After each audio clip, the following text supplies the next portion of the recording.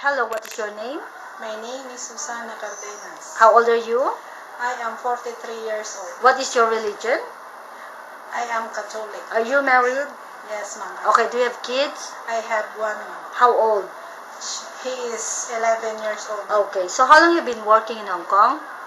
16 years and 7 months, ma'am. Okay, do you have any working experience in other countries? Yes, ma'am, I have. Where? In Singapore, ma'am. How many years there?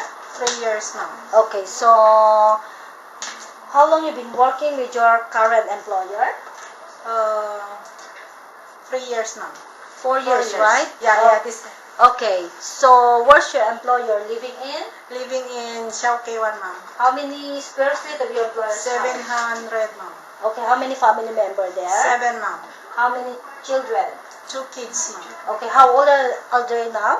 How old are they? 4 years old and 4 months, ma'am. Okay, so would you please describe your daily working schedule? What time you wake up in the morning?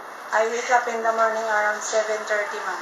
Okay, and then? And then I go to toilet to prepare myself, and then I get him wake up the kids to get ready to go to school. Mm-hmm.